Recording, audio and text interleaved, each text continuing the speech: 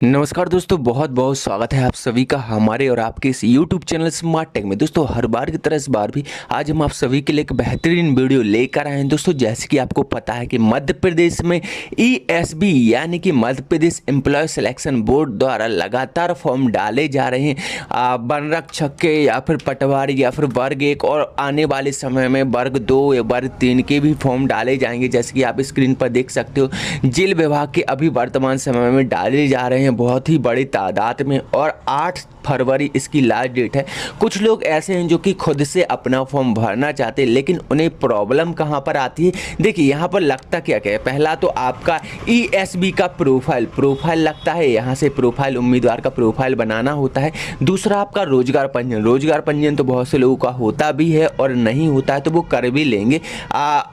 YouTube पर ऐसी कई आपको वीडियोस मिल जाएंगी जिसमें से आप रोजगार पंजीयन देखकर कर सकते हो, लेकिन प्रोफाइल बनाते वक्त आप पहला स्टेप पूरा कर लेते हो लेकिन दूसरे स्टेप पर अटक जाते हो।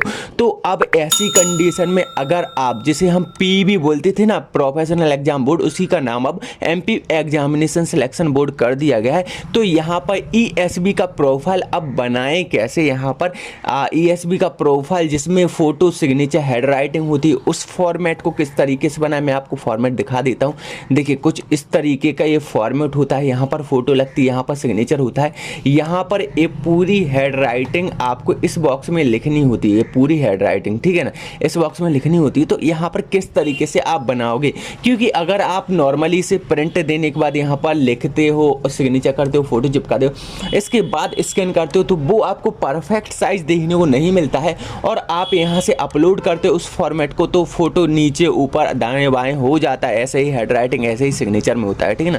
तो यहाँ पर परफेक्ट तरीका क्या है कि यहाँ पर आपका ये फॉर्मेट क्लियरली बन सके और यहाँ पर फोटो दाएं बाएं ऊपर नीचे ना हो। तो यहाँ पर सिंपली मैं आपको छोटा सा फॉर्मेट बताता हूँ। सिंपली यहाँ पर आपको क्या करना है कि सरकारी रिजल्ट यहाँ पर टूल की वेबसाइट को आपको गूगल पर सर्च करना है, सरकारी रिजल्ट टूल।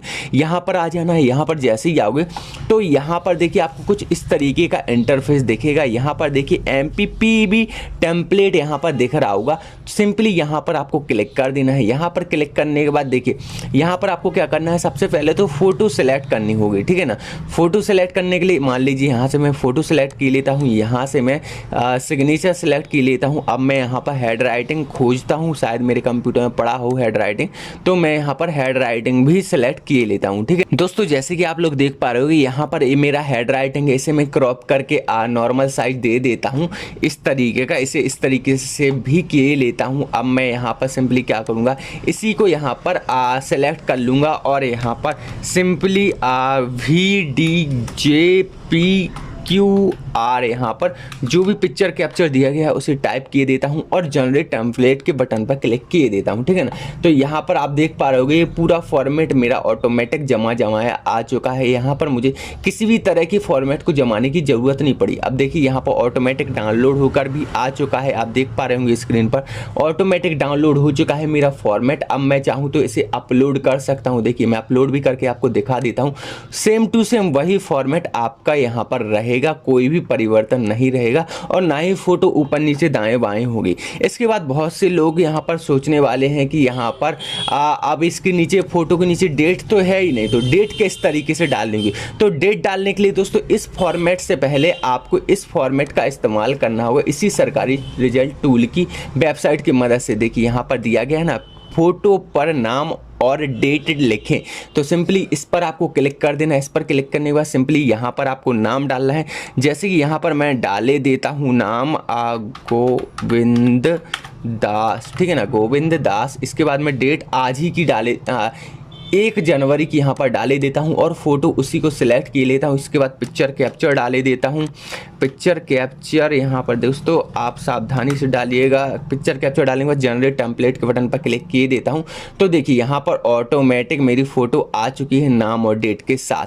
आप देख पा रहे होंगे स्क्रीन पर, देखिए ये रही फोटो नेम और डेट के साथ।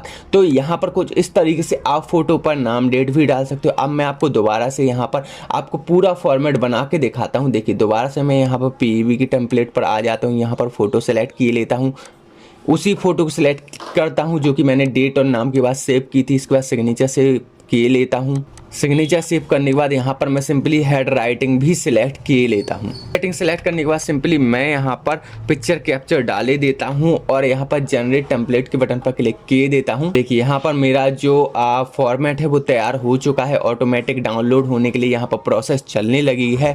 तो देखिए यहाँ पर डाउनलोड भी हो चुका है। आपको मैं दिखा दूँ एक बार। देखिए कुछ इस तरीके से मेरा ये जो पैम्पलेट है वो डाउनलोड होकर सामने आ चुका है। यहाँ पर नाम, डेट, सिग्नेचर और यहाँ पर हेड राइटिंग सब कुछ बिल्कुल सिस्टमेटिक तरीके से यहाँ पर जमी हुई है।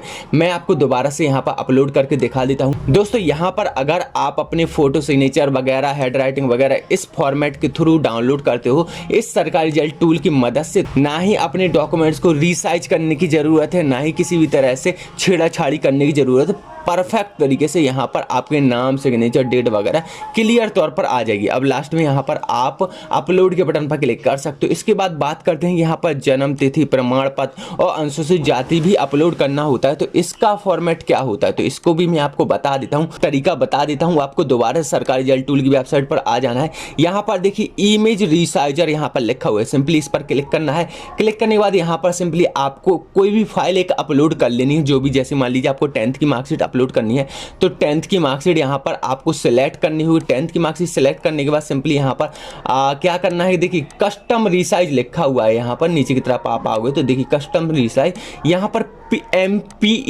MPEB marksheet and certificate 800x700 लिखा हुआ है। सिंपली इस पर क्लिक करें और इस पर अपलोड अगेन का बटन पर क्लिक नहीं करना है, आपको रीसाइज के बटन पर क्लिक करना है। रीसाइज के बटन पर क्लिक करें तो यहाँ पर देखिए आपके लिए वही फॉर्मेट डाउनलोड करने के लिए आ जाएगा। उसी फॉर्मेट में आपका डॉक्यूमेंट्स बन जाएगा। सिंपली डाउनलोड बटन पर क्लिक करें तो देखिए यहाँ पर आपका जो फॉर्मेट है वो डाउनलोड होने के लिए यहाँ पर आ चुका है। आप देख सकते हो उसी साइज में कन्वर्ट कर दिया गया है। यहाँ पर आप बड़ी ही आसानी से इसे अपलोड कर सकोगे अपनी पीबी की प्रोफाइल बनाते दौरान। फिर चाहे आपका जन्म प्रमाण पत्र का डॉक्यूमेंट संकलन करना हो या फिर जाति प्रमाण पत्र का डॉक्यूमेंट संकलन करना हो। तो दोस्तों उम्मीद करता हूँ यहाँ पर बताई गई जानकारी आपको पसंद आई होगी। वीडियो अगर पसंद आई तो वीडियो को लाइक कमेंट करना ना भूले, साथ ही साथ दिएगा इंस्टाग्राम आईडी पर ही फॉलो करें। तो चलिए दोस्तों आज की वीडियो में इतना ही, मिलते हैं नेक्स्ट वीडियो में।